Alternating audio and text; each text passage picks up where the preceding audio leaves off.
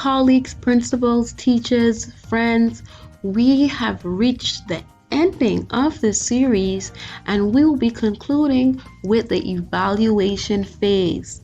If you haven't downloaded the lesson before, please stop this video now and download the lesson in the attachment below, or you can log on to www.gov.tc/cdu and download. The evaluation phase is only included at the end of this entire language arts lesson. It is not included at each phase in each lesson that is addressed, and that was intentional. The evaluation phase will evaluate the entire lesson, the entire language arts lesson. After each concept is taught, you are giving students the opportunity to apply the knowledge that they have learned. And during the evaluation stage, this is when you're going to evaluate whether or not students have learned the concepts that you have taught in language arts. So we, of course, have grabbed the attention of students during the engage stage, right? We allow students to explore during the exploration stage. We explain the topic to students and ask students, of course, to explain what they gathered during the exploration stage, and that was done in the explain stage. Students were given opportunity to extend what they learned in, of course, a new situation about the topic that we have taught. Now it is our opportunity to engage students in the evaluation phase, where they will self-evaluate, and they will evaluate themselves in pairs, as well as teacher evaluation they will engage in. What are some activities that will happen during this evaluation stage? Students can engage in performance assessment, where they're asked to demonstrate various concepts.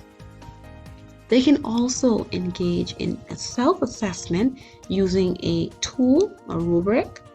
You can provide students with a graphic organizer to complete or create in terms of drawing a map, a flowchart. Students can be utilized. You can utilize worksheets and quiz and unit tests, although I am not in agreement with too much worksheets and unit tests. But of course, I love those performance assessments. You can provide students with opportunities to construct a model, or of course, you can have more creative assessments where they can look at brochures, create brochures or magazines or advertisements, or you ask them to create a newspaper or complete a puzzle or engage in a board game or a website. Now, what are some of the questions that usually happen during the evaluation phase? And of course, these are those general questions that you would ask in any assessment. List 4 things, or what does blank happen, or why does blank happen? What are the similarities between this and that? Explain, define. How do you solve this? Right? So you want to, of course, engage students in those questions where they are evaluating the entire lesson. Now you have already reviewed the entire lesson, and you would know the topics that would encompass this entire language lesson. So of course, these assessment activities would not be a surprise to you. So during the evaluation phase of my lesson, for formative assessment, of course, it would have been the questions that I would have asked during the lesson, and that would be the formative assessment. For peer assessment, I want my students, of course, to engage in a peer review of their narrative piece. And of course, their narrative piece can and will encompass the different components that I would have taught in terms of silent letters, or the component taught in grammar and mechanics. And for my summative assessment, I will engage students in a Jeopardy game that will evaluate the entire lesson, and the questions will be based on silent letters, listening activities, speaking activities, reading activities, and of course the concept taught in grammar and mechanics, and those writing activities. So you can see how all of the components is coming out during the evaluate phase. Now what my students will be doing, my students will be listening attentively and answering those questions.